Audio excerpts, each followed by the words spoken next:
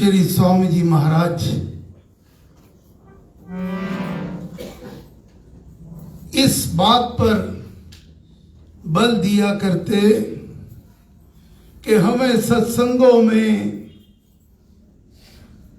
पुरातन संतों के गीत गाने चाहिए। जब कोई राम का रसिया अपनी मधुर वाणी द्वारा किसी संत की रचना का गुणगान करता है तो कई बार वो संत महापुरुष, क्योंकि उनकी आत्मा उसमें बसती है, वो आकर उसका आनंद लेते हैं और उपस्थित भक्त जनों को अपने आशीर्वाद देकर जाते हैं। अभी हमने कबीर साहब की पहले मीराबाई की रचना को श्रवण किया और कबीर साहब की रचना। कबीर साहब ऐसे लग रहा है कि अपने परमेश्वर से साक्षात वार्तालाप कर रहे हैं, अपने भीतर भी देख रहे हैं कि हे राम, मेरी तो चादर मैली है, मैं तेरे द्वार कैसे आऊं।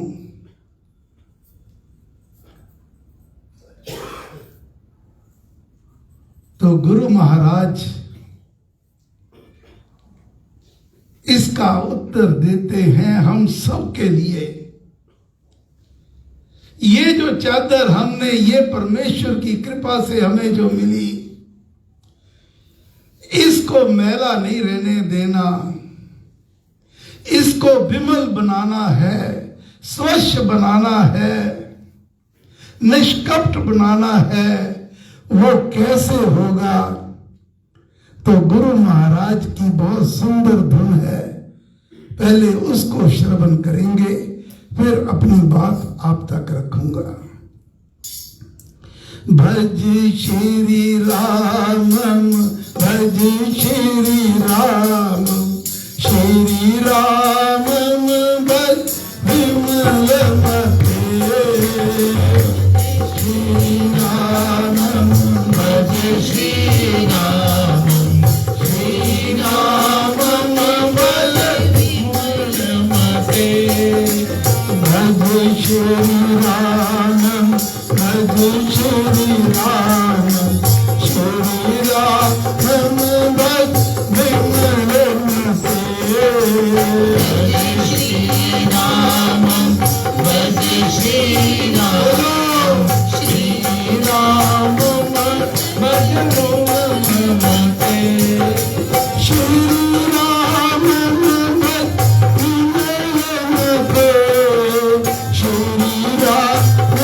भज विमल मते, श्री रामम भज श्री राम भज विमल मते, श्री राम भज विमल मते, श्री राम भज विमल मते,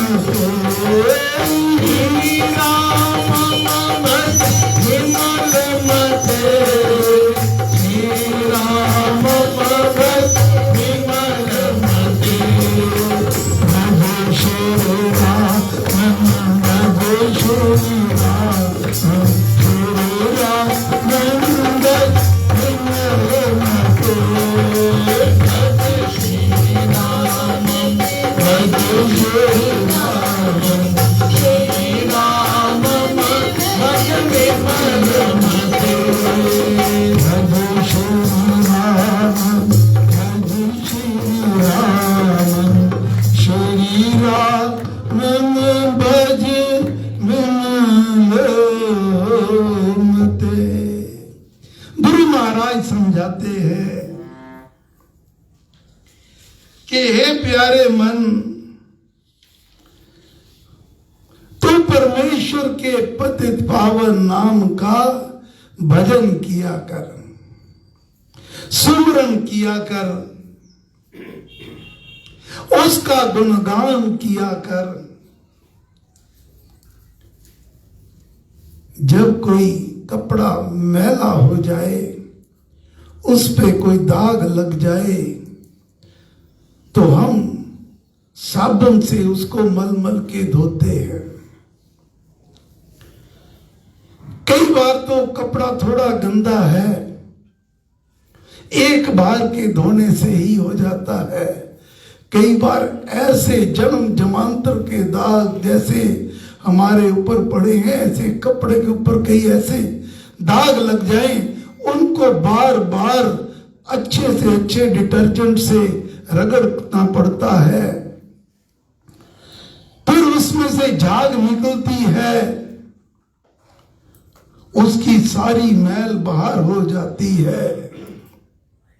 इसी प्रकार इस मैली चादर को स्वच्छ करने के लिए संत महापुरुष फरमाते हैं, बहुत सरल बात है, साधन है।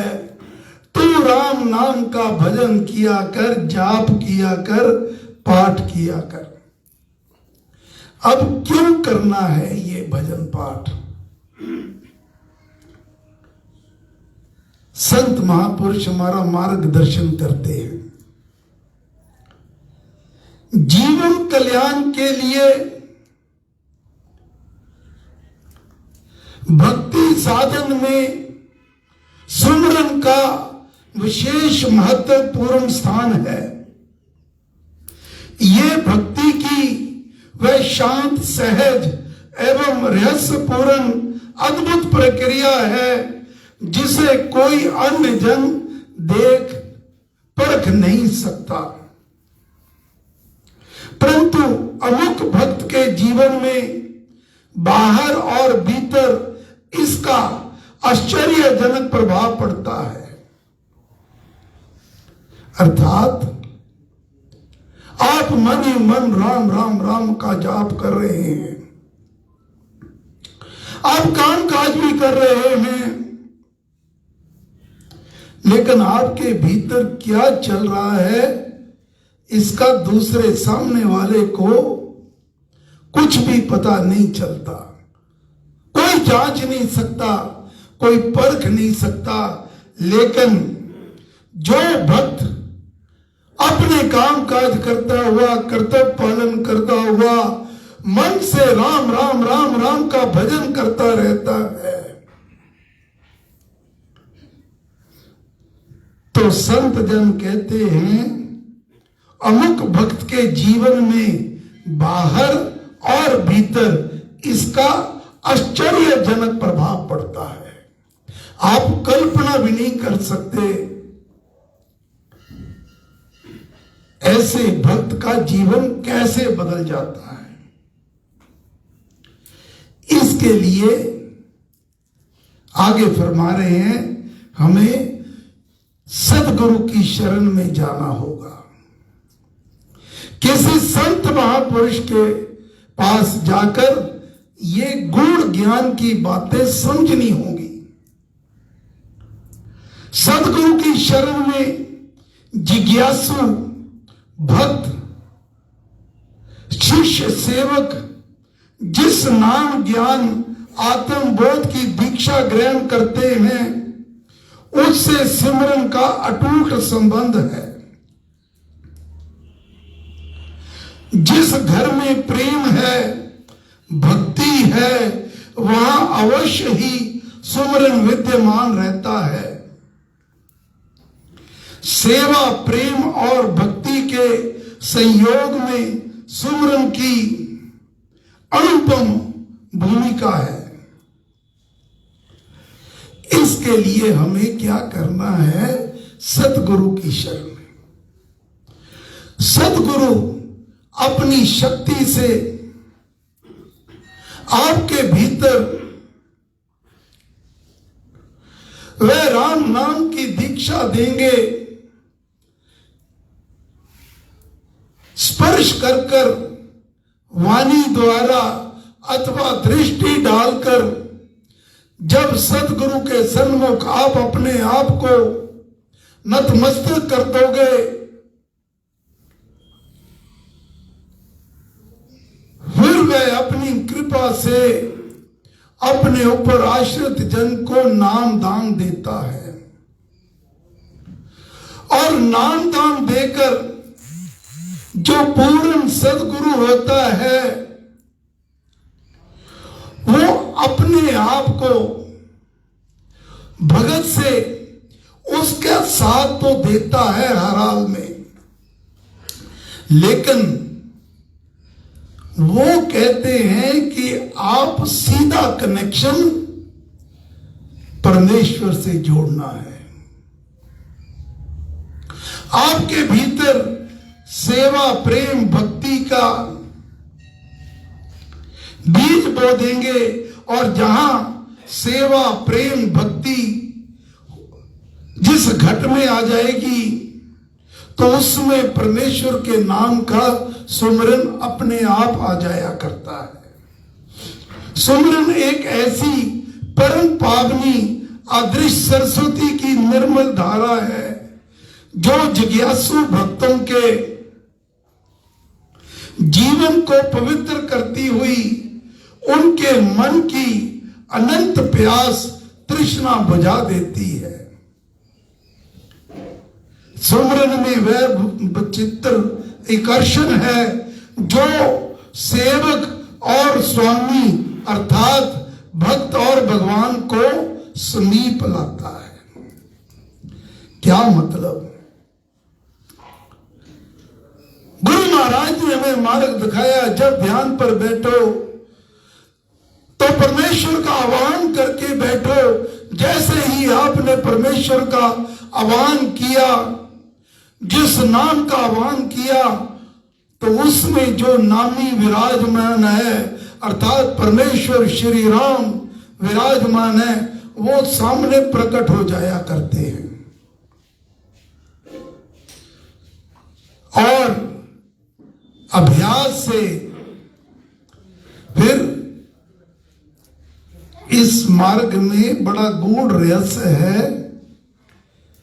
फिर भगवान और भक्त में कोई अंतर नहीं रहता, दोनों एक समान हो जाते हैं। जैसे दूध में शक्कर को घोल दो, फिर आप दोनों को अलग नहीं, टेस्ट तो उसका आएगा, शक्कर का दूध का भी आएगा, लेकिन वह दोनों एक ही हैं। इसी प्रकार भक्त और भगवान फिर एक ही हो जाते हैं।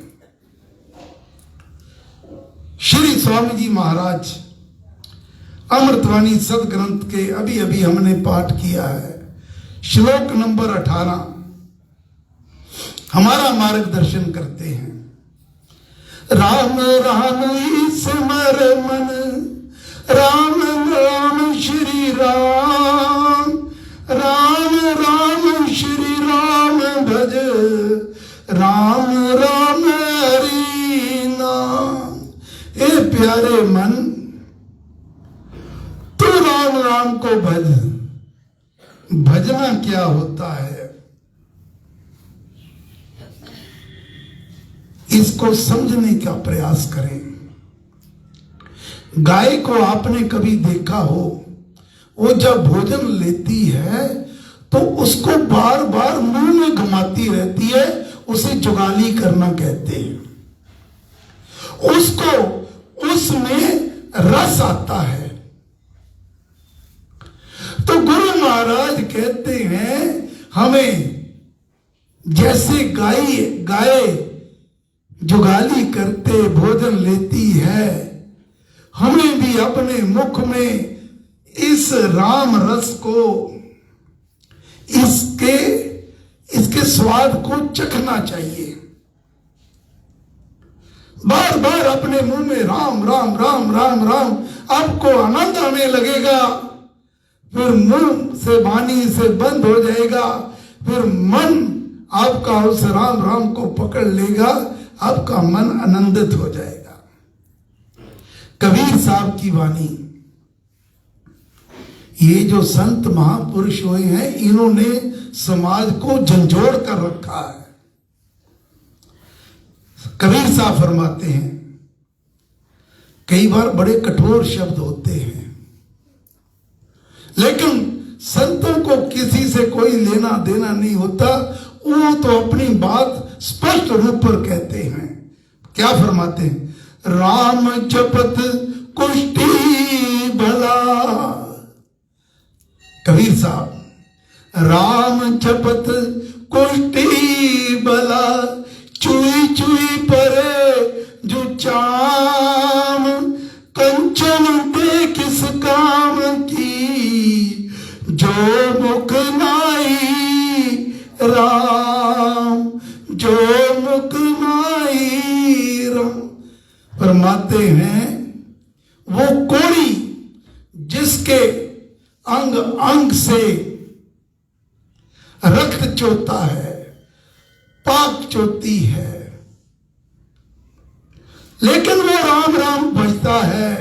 वो उस जिसकी देह स्वर्ण के समान अति सुंदर है, ब्लिष्ट है, लेकिन वह राम राम नहीं जपता, उससे 1000 गुना अच्छी है।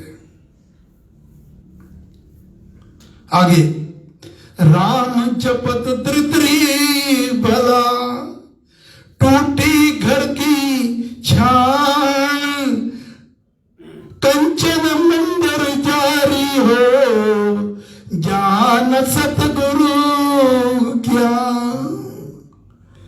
अरे वो दरिद्र जिसके पास धन नहीं है, जिसके सिर की छत भी टूटी फूटी पड़ी है, झोपड़ी है, उसकी छत भी उसने किसी ना किसी तरह बनाई, वो भी टूट गई है, लेकिन वह राम नाम जपता है। वो उससे कई दर्जे भला है, जो एक महल में रहता हुआ, जहां सतगुरु की बात नहीं होती, राम की बात नहीं होती। कबीर साहब ने फरमाया है, कंचन मंदिर जारी दे, जहां न सतगुरु ज्ञान। ऐसे घर को आग लगा दो, त्याग दो, जहां राम नाम नहीं है। ये है संतों की वाणी। सो आज का सार, हमें जीवन में राम नाम के धन को, दौलत को अर्जित करना चाहिए। इसके लिए जितना हो सके राम राम का जाप करो, ध्यान करो, सिमरन करो। और जो जाप हम स्वयं करते हैं, ये नहीं पंडित जी को कह दिया कि जी मेरे निमित्त आप इतने लाख जाप कर देना। अब वो क्या करेंगे क्या नहीं करेंगे वो पंडित जी जाने। आपका मन संतुष्ट हो गया, मैंने उनको तो पैसे ले लिए, उन्होंने कहा जी इतना खर्चा आएगा, आपने खर्चा दे दिया। अब कौन क्या करता है भगवान ही जाने। इसलिए महाराज ने कहा स्वयं राम नाम का जाप करना है। अपने अपने मन से राम राम का जाप करो। जो राम नाम का जाप करते हैं, शुभ कर्म करते हैं, सेवा करते हैं, जाना तो हम सब ने है। ऐसे जन तो फिर उसकी सदगति होती है। फिर वो कहीं हरिद्वार में जाकर उसके शरीर को, उसके फूलों को हरिद्वार वहां बहाने के मोहताज नहीं होते। वो तो जीते ही अपनी सदगति कर लिया करते हैं। और ये राम नाम का जाप जो आप जपोगे, ये इस जीवन भर भी, इस लोक में भी आपका काम आएगा और परलोक में भी आपका काम आएगा। जितना हो सके परमेश्वर का नाम का जाप करो। प्रभु श्री राम कृपा करेंगे, मेहर करेंगे, दया करेंगे। जय श्री राम, जय श्री राम, जय श्री राम।